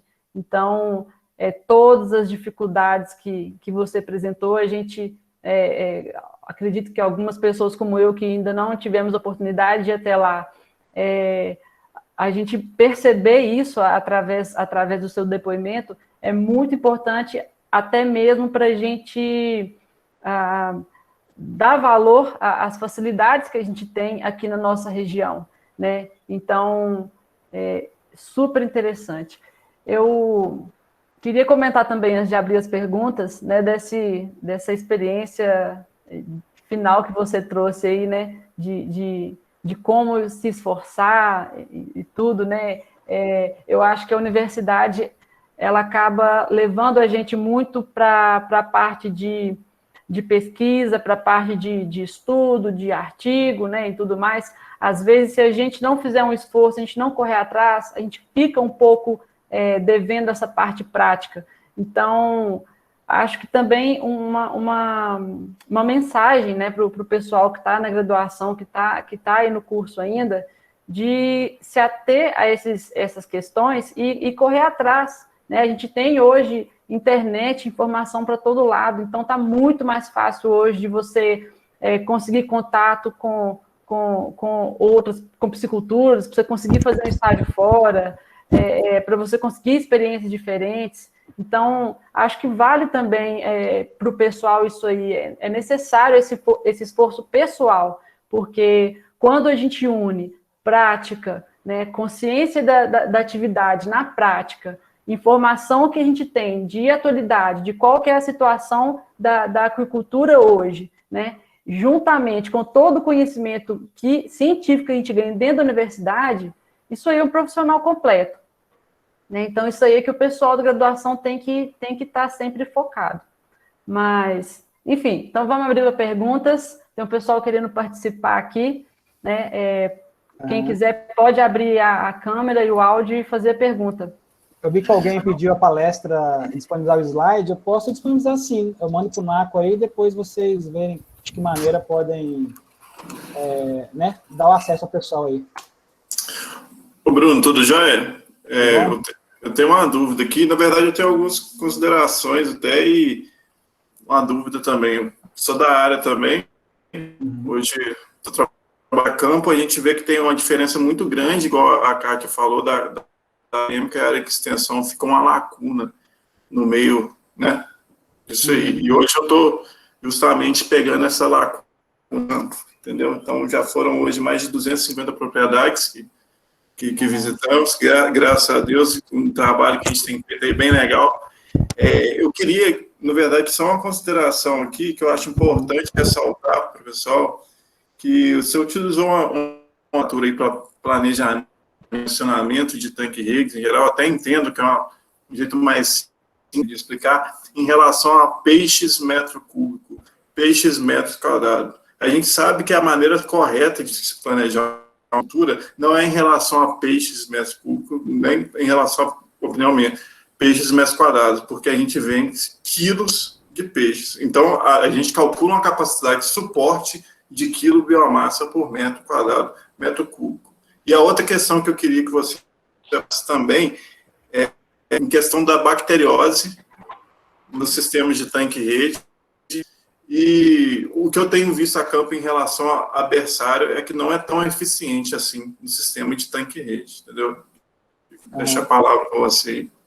Essa discussão de metro cúbico, metro quadrado também é muito grande. Antigamente eu tinha essa ideia, não é metro quadrado, porque a jogar ração, a alimentação é na superfície, não vai comer no fundo a ração. O peixe não vai chegar no fundo para poder ter aquela movimentação ali. Mas eu falo em relação a quilo, metro cúbico, em relação, em vez de estar usando a unidade, a gente não utiliza unidade animal, a gente utiliza quilo. A gente vence quilos. Ah, sim. Entendeu? Sim, essa é a forma correta do planejamento. Aí a outra pergunta foi da bacteriose, né? Rapaz, isso aí, a parte de sanidade, eu vou falar bem a verdade, eu tenho um parceiro, um grande amigo meu, o Guilherme Tavares, que é da UFMG, a gente sempre trabalha junto nessa parte, porque eu sou engenheiro de pesca, ele é veterinário, então eu não entro muito nesse mérito, até porque, né, pode dar algumas discussões aí, tanto que ele foi até sancionaram ele por querer ensinar sanidade para pessoas que não é veterinário, então essa parte eu deixo com ele, que ele é o rapaz da área, e deixa aqui aberto, de repente, o convite para o Naco, convidar ele para falar sobre doença de peixe, que é um grande profissional ele hoje. E a outra foi sobre... Berçário. Berçário. O berçário é o seguinte, realmente, deixar um berçário com uma malha só não vai ser tão eficiente, mas se tem um trabalho hoje, só que o manejo é muito mais dificultoso. Você começa com um berçário malha 2 e 3, evolui para 5 e 6, 8 e 9, 10 e 12, e depois fora do berçário. Então, mas aí aumenta custo, aumenta a produção, então há esse embate ainda para saber o que vale a pena ou não vale a pena, né? Porque se você deixar um apenas com 5 milímetros ali, vai sujar muito, e realmente o peixe não vai crescer ali dentro. Então, você tem que ter uma estratégia para poder driblar essa situação. E algumas empresas já se buscam trocar os berçários ao longo da fase, né? Obrigadão, Bruno. É mais ou menos só isso em relação. Eu tive a oportunidade de atuar também no BRSA, lá em Palmas. Giovanni, a Flávia, o Lula, o pessoal, todo mundo lá com empenho muito grande em desenvolver a atividade, né? Você conheceu eles lá? Eu fiquei em Palmas, né, 4 meses, trabalhei com eles, com o Fabrício, Foi cidade da quando? Embrapa mesmo. Em 2019, se eu não me engano. Você conheceu a Rose? Estava lá já? Tava, Rose. Rose, não me lembro da Rose, não. A Júlia Rose estava lá. Lá cicla Rose, muito, legal. né, o pessoal da... É. Oh, que legal, cara, que legal. Fala com a Flávia aqui depois. Pessoal, mais alguém tinha pedido a palavra aqui? Pode ficar à vontade. Boa noite. Noite. Boa noite, meu nome é William, eu sou estudante de zootecnia da UCDB, daqui de Campo Grande, Mato Grosso do Sul. Bruno, primeiro, parabéns pela sua palestra, é um assunto que eu tinha bastante dúvida, por causa que eu conheço mais ou menos, né, mas a mais é a área dos tanques de elevação e sistema fechado, né, tinha bastante curiosidade de saber como é que é a parte mais prática, né, da vivência mesmo dos tanques redes, que eu acho muito bacana também. Bruno, eu tenho duas perguntas, na verdade. A primeira, eu queria saber, você falou daquela parte que acaba juntando algas, outros crustáceos, mexilhões, né, na própria manta, na própria tela do tanque, e pode se juntar fezes dos animais, até detritos de alimentos, né, que sobram. Uhum. Isso pode causar algum tipo de pico de amônia ou algo do tipo, por ser um sistema aberto, igual tem no sistema fechado, ou isso não acontece? Sim, pode acontecer sim. Até um trabalho que a gente fez, a Aline, foi do NACO também, a gente foi trabalhar com matrinchan, eu peguei a fase de engorde, no final ela pegou a fase de berçário inicial. E como o Pedro falou, é Pedro, eu acho, como mata muito o berçário, a gente viu que a amônia ali dentro estava muito alta, estava elevadíssima. Aí teve que fazer a limpeza gradualmente para poder fazer com que a água renovasse e com isso pudesse ter uma água mais limpa. Mas é um problema assim. Por isso algumas pessoas já trabalham a ideia de trocar o berçário nas fases de criação. Entendi.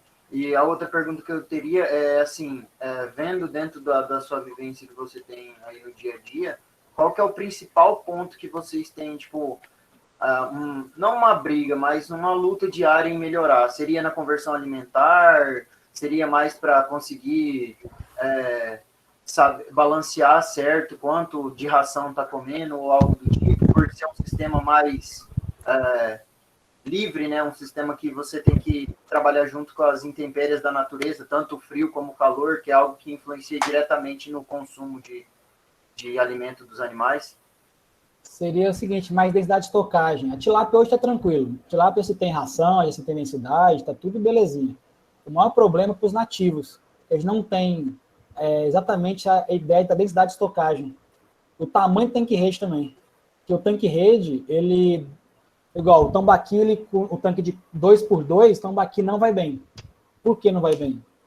A gente não consegue entender. Aí no tanque de 45 metros cúbicos, gigantesco o tanque-rede, ele vai ótimo. Talvez por espaço, mas a densidade é a mesma no tanque menor. Talvez pela... Sabe, a gente ainda não tem essa resposta. Mas densidade de estocagem ainda é o maior problema. E a parte da produção, a legislação, que ainda é um grande problema também. Obrigado aí, Bruno. Parabéns mais uma vez aí pela palestra. Beleza. Bruno, tudo bom? Aqui é o Matheus, eu sou do NACO, eu sou secretário do NACO. Eu queria fazer duas perguntas em relação ao tanque-rede. A primeira é, como é que vocês prevêem alguns predadores, por exemplo, que às vezes é no ar livre, né? Tem algumas aves, tem alguns insetos que predam esses animais. Quais que são as estratégias que você utiliza no seu dia a dia? Colocar o sombrite, principalmente sombrite. O sombrite vai inibir um pouco. Se ele, tipo, vira escavada, a gente põe a tela antipássaro, né? No caso do peixe, a gente põe um sombrite e evita que ele... Um sombrite bem mais... bem menor tamanho, né? Menor malha. Para evitar que o peixe acaba... O animal começa a bicar ali dentro. E em relação à alimentação, vocês utilizam só ração ou também utilizam animais vivos como alguns vermes, Não... algumas criaturas pequenas, como bloodworms, que Ah, são até algumas larvas de inseto? Ou seja, é só ração mesmo que vocês utilizam? não, só ração. Tem alguns estudos mostrando para incluir a farinha desses insetos na dieta e aí a dieta dá para o peixe, mas fora isso, exclusivamente o inseto ali ainda não. O pirarucu, o pessoal usa muito no Amazonas, dá peixes forrageiros. Como lá tem muito pescado no Amazonas, é algo assim, é algo que vocês nunca viram, vocês têm que ver uma vez na vida. O peixe lá é muito rico no Amazonas. Eu tinha a secretária lá de casa falava, Bruno, o peixe vai passar amanhã. Amanhã passar a rede, vai pegar os animais e trazer para a gente aqui comer aqui. E como assim vai passar amanhã? Aí o peixe passava no rio lá. Ele tinha uma passada. Toda semana o peixe passava lá. E como tem muito rico isso no Amazonas, o pirarucu, ele é criado muitas vezes com ração e peixe. Muito mais peixe do que ração. Porque é carnívoro, né? E a ração é muito cara. E para competir pirarucu de pesca e aquicultura é quase que desleal, né? Então, ainda o pirarucu lá utilizam muitos produtores o peixe forrageiro. Interessante, porque eu estava fazendo um curso da UFRN e tinha uma relação de peixes ornamentados e peixe comercial. Aí eu optei pelo peixe ornamentado por ter uma coisa diferente. Eles falam muito desses outros tipos de alimentos em relação à ração. Citam vários, como alguns vermes, um que eles falam muito que é o bloodworm, que tem alguma característica muito boa na alimentação, que dá uma diferença em si. Mas claro que é diferente, né, em relação, né, pegar, por exemplo, um guppy ou um beta em relação a uma tilápia, ou um próprio peixe regional do Brasil. Aí eu queria saber realmente se tem esse começo da pesquisa, se tem essa ideia, porque eu achei muito interessante, que são vários alimentos diferentes, cada animal tem um jeito de criar, e alguns são bem tranquilos de criar. Esse, por exemplo, esse bloodworm aí, que é minhoca de sangue, é como se fosse um vermezinho, a fase larval de um mosquito que tem no Brasil. O cara mostra lá que é muito fácil de coletar, ele pega tipo muito e alimenta vários animais com isso. Eu queria realmente ver se realmente tinha isso, mas como você falou, é meio difícil, né? É difícil, igual lá em Felixlândia, por dia, a gente gastava por dia 30 sacos de ração, de 25 quilos cada um. Então, fica um pouco inviável, mas a pesquisa existe em relação a usar o inseto como fonte proteica para incluir na dieta e aí dar para o peixe. Isso é possível. Na Europa, eu acho que no Canadá já se tem alguns estudos grandes colocando insetos na dieta, assim. Mas como farinha, como ingrediente, né? Não dando diretamente, assim. Uhum. E mais uma pergunta, em relação ao material que você usa no tanque, qual que seria, tipo, o melhor material? Ou tem, por exemplo, tem, tipo, vários tipos, ou, por exemplo, tem um que é mais leve, tem um que é mais resistente, porque depende muito do ambiente, né? Depende bem, depende do bolso também. Depende de vários fatores. Você pode usar garrafa PET, cano de PVC e bambu para fazer tanque rede. Se for uma área que não tem muita movimentação de água ali, beleza. Mas se for uma área que tem uma grande movimentação de água, muita marola, aí tem que ser uma estrutura mais rígida, né? Tem que ser inox, tem que ter uma estrutura mais profissional, assim. Então não dá para falar o melhor, assim. Tem vários. Depende muito, né, em relação... a palavra depende, né? Depende de como que tá, como é que é, o dinheiro também. O dinheiro conta muito, muito, muito, muito. O pessoal eles conseguem fazer o tanque rede, eles compram os vergalhões, contratam um serralheiro e fica mais barato que comprar o tanque rede numa empresa, por exemplo, assim. Então vai de cada um, assim. Ah, não, beleza, então. Muito obrigado, Bruno. Muito boa palestra também. Valeu.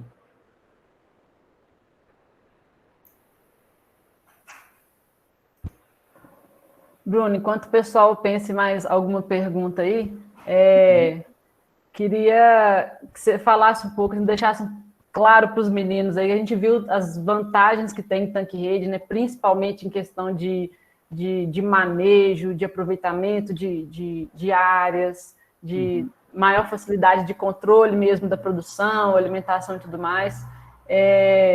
Mas aí o pessoal empolga e vai querer colocar tanque-rede em qualquer lugar. Então, às vezes eu estou andando ali pela estrada da fazenda ali, eu vejo uma lagoa, não sei de quem que é, não tem cerca, não tem nada. Posso chegar lá e jogar uns tanques-rede lá do jeito que eu quiser, sem, né, não preciso de legalizar, porque não é represa de Três Marias. Como é que é essa história aí? Geralmente tanque-rede em lagos pequenos assim não é tão interessante, porque você não consegue adensar muito, porque é uma água parada, uma água com baixa renovação de água, então você não consegue fazer uma produção igual a um grande reservatório, como Furnas, Funil, por exemplo. Você pode colocar 1 ou 2 ali, mas 1 ou 2 tem que ver o Estado, que o Estado fala em relação à legislação, porque o Estado também tem legislações que mostram que são isentos. Então, para estar tudo certinho na lei, é bom olhar o Estado que você está, de repente, e ver como é que é a produção em pequena escala, se é passiva de não ter um valor embutido, ou ter e você seguir um caminho na legislação, vamos dizer assim. Não, perfeito, Bruno. E a questão do tanque-rede também é uma alternativa bem interessante para a agricultura familiar, né? Porque você mostrou aí essa variação de possibilidades de materiais que a gente tem para poder construir um tanque-rede. Então, desde de tanques mais complexos, mais bem estruturados, até esses últimos que você mostrou aí para criação em alto mar, né? Que são altamente tecnificados. Mas a gente tem também, então, a possibilidade de fazer tanques pequenos para subsistência mesmo, né? Dentro da propriedade. Então, excelente mesmo a opção. Sim, é bem legal. A palestra eu deixar para a Fabrícia, então, né? Depois eu mando para ela. E aí vocês veem de que maneira vocês podem passar para o pessoal aí. Esse negócio de guardar conhecimento, isso aí não existe, não. A gente tem que divulgar para todo mundo isso aí, né? Eu formei em escolas estaduais, federais, estou na federal hoje, então o conhecimento não é nosso, é de todo mundo, né? E também acho, Bruno, bem bacana a gente compartilhar mesmo, né? Tem a pergunta do William Batista aqui. Ele pergunta se o tamanho do lago ou do rio funcionam como se fosse a capacidade de filtragem de um sistema fechado. Acredito que seja de um sistema de circulação, né, William, que você está querendo dizer? Se a filtragem da água é proporcional ali ao tamanho do lago ou do rio, é isso?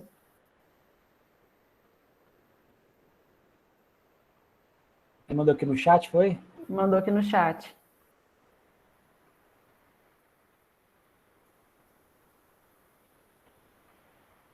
O tamanho do lago deve ser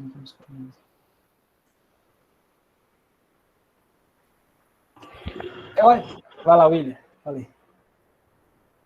Não, oi, tudo bom? Sou o Esdras. Eu acho que eu entendi mais ou menos a pergunta dele. Acho que ele queria falar de capacidade de suporte. Pode ser o lago tem capacidade de absorver, né, a produção, né?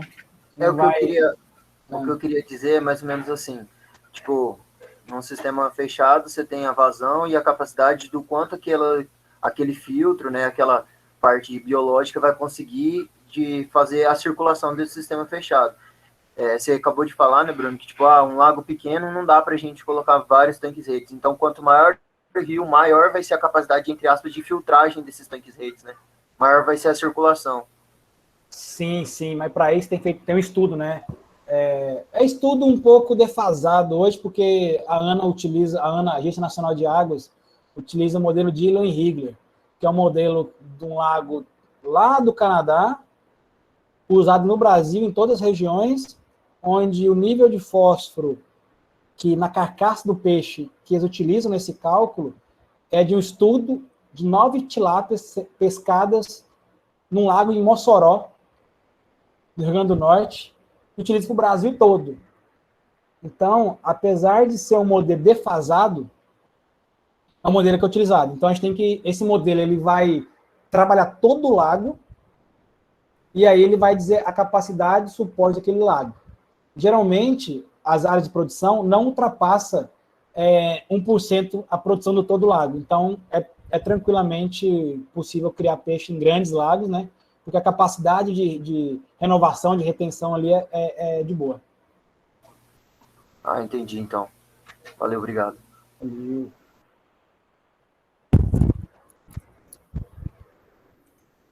E hoje a gente tem essa questão da capacidade de suporte, né, Bruno?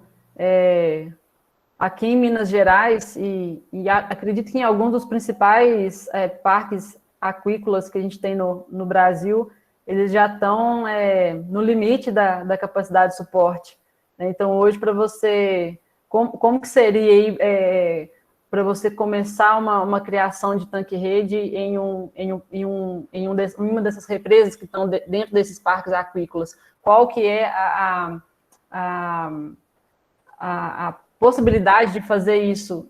Aqui no Sudeste, eu acredito que já tem algumas represas que já estão lotadas, né, com essa capacidade de suporte já no limite, mas como que é a região aí do Nordeste, do Norte? Tem bastante espaço ainda para o pessoal? Então, a questão dos parques aquícolas de Minas também é que tem a outorga já no limite, porém desocupada. Então, o governo federal agora ele está observando essas coisas e está conseguindo adequar a situação. Quem não está criando, ele está abrindo oportunidades para quem quer criar. Então, hoje, apesar da capacidade de vários lagos no Nordeste, no Sudeste, estarem com a capacidade máxima de outorga, porém não está ocupado 100%. Então, é possível você criar peixe ainda, mas tem que solicitar a autorização para Brasília, toda aquela história ainda existe ainda, mas é questão de se adequar à legislação atual, porque tem muita gente que poderia criar e não está criando, e está ocupando espaço, e aí você não pode entrar. Então, eles estão tentando readequar toda essa estrutura para poder permitir a criação de peixe. Ah, não, perfeito, Bruno. Ótima informação aí. Espaço para o pessoal que quer produzir, né? Que quer trabalhar. Sim. Então, é muito importante essa regularização do governo, né? Tem que partir deles mesmo. Bem. Muito bom. Uma pergunta aqui do Ricardo. Ele está querendo saber quanto tempo que leva para o investimento em tanque-rede ter seu retorno e iniciar. Né? Eu queria incluir também uma questão de se existe algum limite de número de tanque-rede. Por exemplo, se você criar acima de 5 ou acima de 10, é o limite para você começar a ter, para você ter lucro, né? Para ser uma produção mesmo. Então, geralmente o que eu falo é o seguinte, não tem uma varinha, você vai falar é 5, é 10, é 15, é 20. Tem que fazer um estudo de viabilidade técnica e econômica. Nesse estudo, você vai colocar um cenário para 10 anos, colocar a sua condição, os preços locais dos insumos, fazendo questão de mão de obra, depreciação, manutenção, para aí sim você dar um resultado mais real. Não dá para chegar aqui e falar, com 10 tanque-redes, vai lá que você vai ficar rico. Não, você tem que fazer um estudo, pegar as informações, colocar no papel, a gente como técnico tem que fazer isso também, não dá para chegar, põe 10 lá que você vai ganhar dinheiro. Não, tem que pegar o material, um estudo e fazer a informação. Não dá para falar assim, qual o retorno, quanto você vai ter, não tem uma varinha mágica ainda não. A gente como técnico, a gente tem que fazer um estudo bonitinho para, de repente, 2 tanque-rede, aí vai ver que é viável, com 20 não é viável, depende da região, depende do local, depende da espécie, depende do mercado, depende do que você quer vender, então depende de várias situações, sabe? Não dá para chegar aqui e dizer e falar um número que eu não vou estar sendo honesto com vocês. Perfeito, Bruno. O Gabriel perguntando aqui qual é o que mais na lei que atrapalha na criação de peixes em tanque-rede? Qual que é o maior gargalo? O desconhecimento dos técnicos estaduais sobre aquicultura. Porque eles avaliam desde licenciamento ambiental de posto de gasolina, cinema, peixe, prefeituras, Então, aquicultura sempre é deixar de lado. Então, a gente, como técnico, como profissional, a gente tem que também entrar nesses órgãos para tentar melhorar a visão desses órgãos em relação à aquicultura, porque muito deve a esses problemas. As pessoas da área, que são da área da licença ambiental, olham o peixe como uma coisa maléfica, como uma indústria de grande porte que vai contaminar o lago inteiro. Às vezes não tem conhecimento do peixe, como é que se comporta, como se adequa. Então, o grande problema é esse, a falta de técnicos da área. Tanto que, antigamente, o MPA fazia reuniões diversas vezes com os estados para tentar resolver esses gargalos aí, porque era algo assim impressionante. Tanto que o Paraná é o melhor de todos, porque lá no IAP está o Tassiano César Freire do Maranhão, que é engenheiro de pesca, formado nas primeiras turmas lá do Nordeste, aqui do Nordeste, e ele está lá há muitos anos, ele conseguiu, com uma equipe boa da área, fazer com que a coisa andasse lá. Hoje é exemplo do Brasil ao Paraná. E do Paraná a gente já puxa para a questão do cooperativismo, né? A gente tem aqui exemplos disso funcionando super bem, por exemplo, na avicultura, né? Acho que talvez seja uma cultura próxima à maioria aqui, que a gente consegue visualizar essa questão do cooperativismo, e o exemplo do Paraná é sensacional de como que isso está funcionando lá, né? Para trazer isso para a nossa realidade, você acha que isso é uma questão de nós, né, zootecnistas, veterinários, agrônomos, de tentar trabalhar isso melhor, ou vai muito de política pública mesmo? Cultura também, né? Paraná é italiano, alemão, é coisa que vem da Europa já há muitos anos. Tanto que você vê, o sul do Brasil é onde tem as cooperativas mais fortes. Isso é culturalmente. Mas já... E aí no Mato Grosso, Rondônia, começa a ter também, devido o pessoal do sul migrar para essas regiões. O que falta, além de pessoas que têm essa visão, é o cultural também. Porque tem aquele negócio, o meu vizinho vai ficar comigo aqui? Não, não quero não, ele vai me roubar, ele vai tirar vantagem de mim aqui. Que negócio é esse? Isso é muito cultural, isso é muito, muito, muito cultural. O Paraná tem essa situação, essa cultura que é desde criancinha, todo mundo lá já se pensa na divisão, na cooperativa, na associação. Isso é muito legal no Paraná, de observar assim. E eu acho que fica mais nessa. E também, de repente, as pessoas da área, dessa área mais que trabalham essa situação de cooperativismo, tentar entrar mais na extensão rural e mostrar pouco a pouco realmente o quão benéfico pode ser esse tipo de ação. De repente, a área de agrária, junto com essa parte social, esses profissionais da área social, não sei se é filósofos, sociais, né? Fazer uma junção e tentar buscar projetos que viabilizem a informação, né? No produtor rural. Ciências sociais. Ciências sociais, isso aí. Então fica a dica, né, para todo mundo. Acho que sempre procurar abrir a mente, né? Nós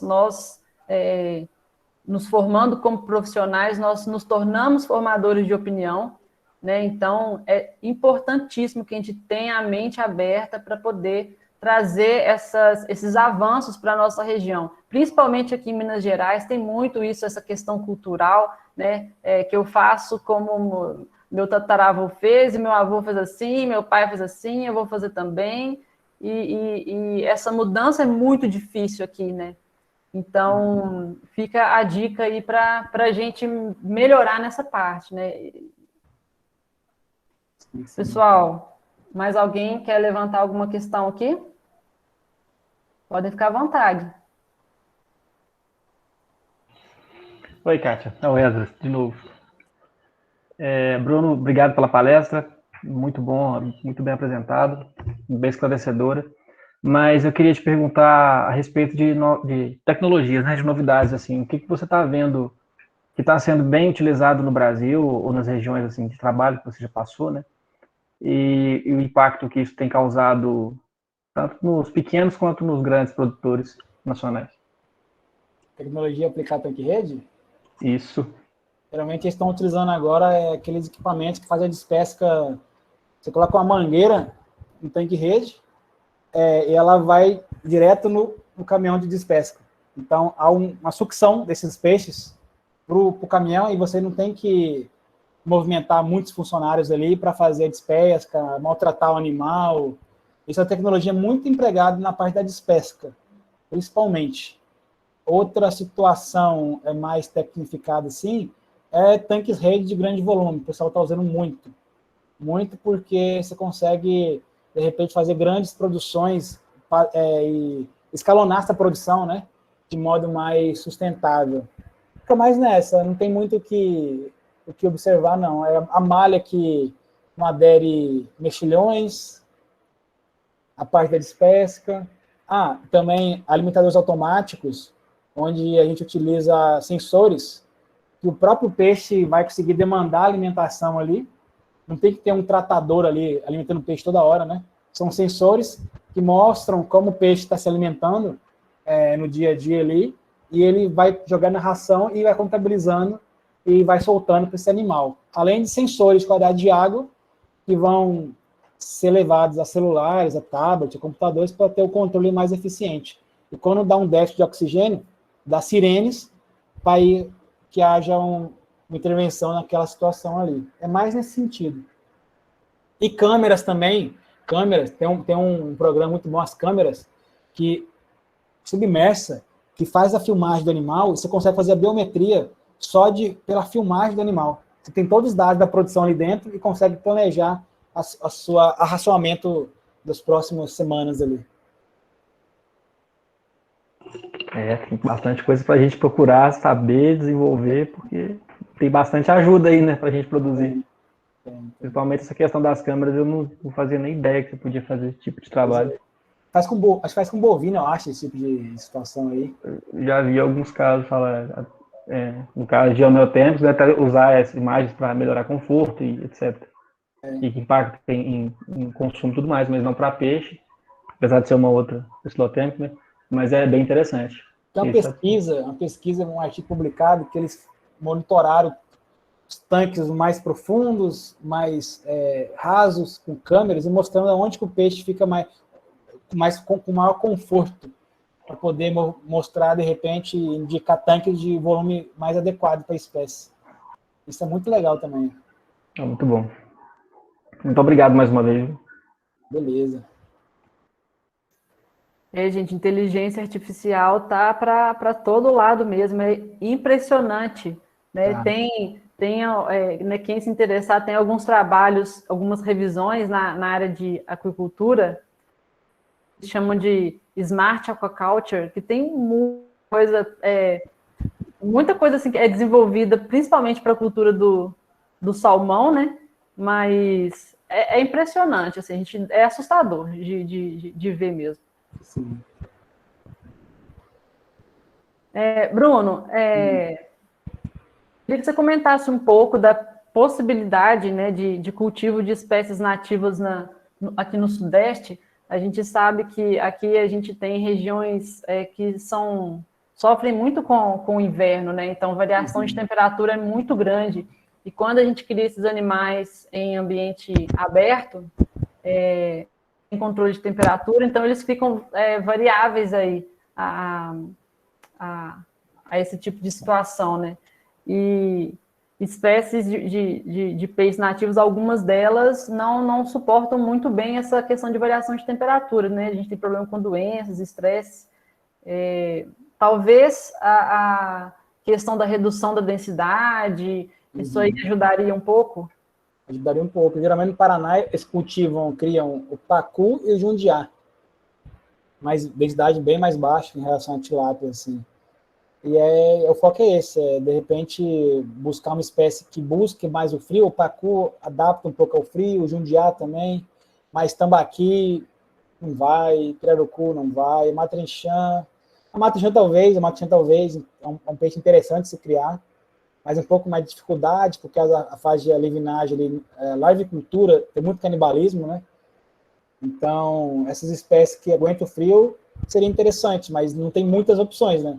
Matrinchã, jundiá, pacu, talvez a carpa, mas a carpa é um peixe que é mais interessante fazer a criação em vieiras escavadas, porque ela aproveita diferentes alimentos, né, na camada do viveiro, ali a carpa prateada. alimenta-se do fito, a cabeça grande do zool, a capim de algas e a comum de detritos do fundo ali, né? Então, tanque rede talvez não seja tão interessante porque o custo fica elevado. Mas é buscar espécies de clima frio para se buscar. E aí, se não tem uma espécie, se você não tem conhecimento de nada, é densidades mais baixas, até encontrar densidade ótima. E observando hoje aqui, rapidamente, puxando Matrinchã, Pacu, Jundiá. As demais aí ficam um pouco mais dificultosas. Curimba, a gente tentou fazer em Três Marias lá com a Priscila, mas a curimba é detritívora, né? Então, na época a gente pensou em fazer uma estrutura que ia jogar um cano no fundo, que ia forrar o fundo do tanque-rede para a curimba se alimentar no fundo ali. Mas aí, do ponto de vista produtivo, eficiente, isso aí não ia dar muito certo, não. E treinar a curimba para comer em cima não fica tão interessante assim, né? É um peixe de fundo, né? Então, rapidamente, aqui é espécies de clima frio. Não, perfeito, Bruno. É questão de atentar mesmo, né, às condições do ambiente, porque às vezes a gente vê uma determinada criação dando certo num lugar e fala assim, nossa, eu vou fazer isso aqui também, eu vou propor, e realmente tem que atentar a isso. Né? Uhum. E o legal é você falar isso, porque também atentar a questão de que os incentivos à criação de determinada espécie, eles têm que ser direcionados para aquelas regiões ótimas, né, para isso. Uhum. Então, como você comentou, o tambaqui é hoje a segunda espécie mais cultivada aqui no nosso país. Né? Então, aí todo mundo cresce o olho no tambaqui e tudo mais, e começa a montar a piscicultura de tambaqui por aqui, e não tem essa atenção, não tem esse cuidado, e não dá certo, né? Então, a gente tem aí o norte, nordeste com temperaturas elevadas ao longo do ano inteiro, né? Então, os incentivos têm que ser jogados para a região correta, né? O tambaqui lá no norte, eles chegam a 3 quilos no ano. Eu não acreditava nisso, não. Isso não é possível. Chega em 3 quilos no ano, mas também é diferente demais, é outro sistema. O sistema lá, água parada, não tem renovação de água, água verde o tempo inteiro, densidade mais baixa. Mas ele chega com 3 quilos no ano, o tambaqui. É algo impressionante. Impressionante. Assim. Impressionante. Impressionante mesmo. Pessoal, mais perguntas? O pessoal está cansado já. Deixa eu fazer uma propaganda rapidinho aqui para eles. Novamente, quem chegou agora aí. Dia 19 desse mês, nós vamos fazer o lançamento desse livro aqui, Agricultura na Amazônia. Estudos técnicos, científicos e difusão de tecnologias. Vai ser pela TV IFAM, depois eu mando para o NACO direitinho o link. É um livro que vai falar sobre sanidade, reprodução, nutrição, economia, das espécies nativas, né, da Amazônia. Tambaqui, maquinchã, pirarucu, peixes ornamentais, tracajá, jacaré, ostras. Então, um livro que vai estar disponível a todo mundo aí, um livro gratuito. E a gente vai estar... Cadê? Deixa eu mostrar aqui, cadê? Esse livro foi organizado pelo IFAM e pela FRB. Então, nós vamos estar nesse dia 19 fazendo esse lançamento aí. Quem tiver disponível no dia, fica o convite aí, tá? Para esse livro, que vai ser um livro muito importante para o nosso setor aí. Bruno, então, enquanto o pessoal pensa também se tem mais alguma questão, eu vou aproveitar para fazer propaganda também da próxima palestra do NACOA. Vou colocar o link aqui para vocês, tá? Vai ser... Deixa eu pegar aqui qual que vai ser o dia.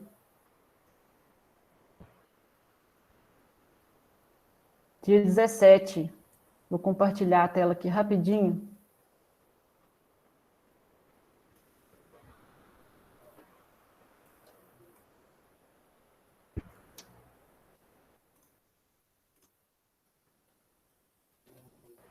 Aí, pessoal, então a nossa próxima palestra, vou compartilhar o link com vocês aqui, vai ser sobre a utilização de ácidos graxos na cicatrização de lesões em peixes, vai ser ministrada pela Bruna, doutoranda aqui da UFLA, né? Então o tema é muito interessante, sempre que ela apresenta ou comenta gera muitas questões, é um tema bem inovador, então vale a pena, sim, participar, tá?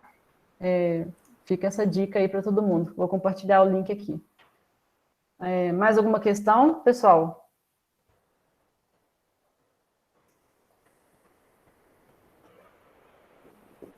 Bom, Bruno, eu acho que é isso aí, né? A gente deu para conversar bastante, você trouxe bastante, e que tenha ficado uma pulguinha na mente de muitos aqui, né? E você disponibilizou seu e-mail, então, né? E o pessoal também pode entrar em contato com o NACOA, caso tenha alguma questão, a gente direciona para o professor Bruno.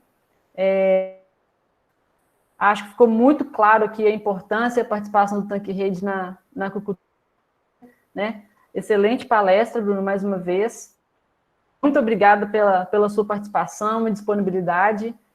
O Núcleo fica, com certeza, muito contente, né, de ver um membro hoje, né, tão bem profissionalmente assim, e trazendo tantos conhecimentos novos aqui, contribuindo para o crescimento do Núcleo em si, né?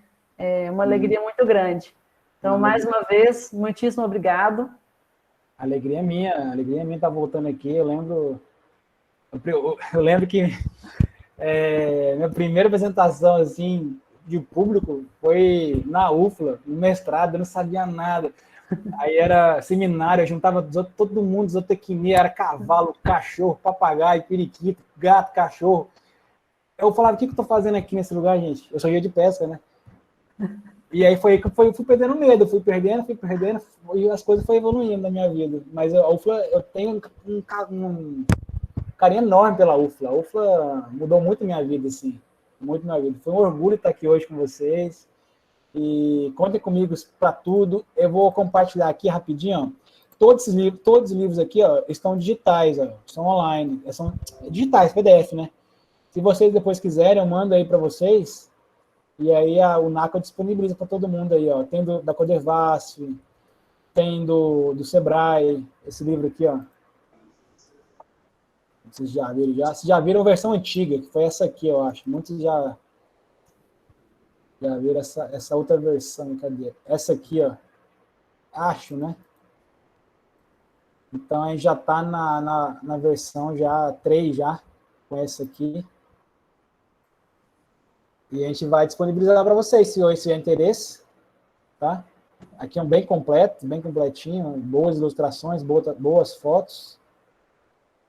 E é um manual muito legal. Vou falar que é mentira que eu não escrevi aqui, ó. Tá aqui meu nome aqui, ó. Tá aprovado, né? Aprovado. Então tem muito material bom, se vocês tiverem interesse aí, eu mando para vocês. E vocês fazem o que quiserem aí com o material aí, tá bom? Não, com certeza, Bruno. A gente agradece também você ter disponibilizado a palestra e com certeza o pessoal vai querer esse material, sim. Então, quando você puder disponibilizar para a gente, direto vem o pessoal procurando material aqui. Então, o NACOA ser também essa fonte de distribuição de conteúdo é importantíssimo, né? Então, a gente agradece. Certeza. Agradeço vocês aí, e meu telefone está no slide, e-mail também, Instagram. Estou pedindo um Insta aqui. O Instagram está no NACOA lá, o NACOA, eu estou no NACOA lá, só pôr Bruno lá que vocês vão achar lá, bruno.o.matos, vocês vão me achar lá, aí tem muita coisa legal lá. E aí é isso, contem comigo, se for preciso, indicação de nomes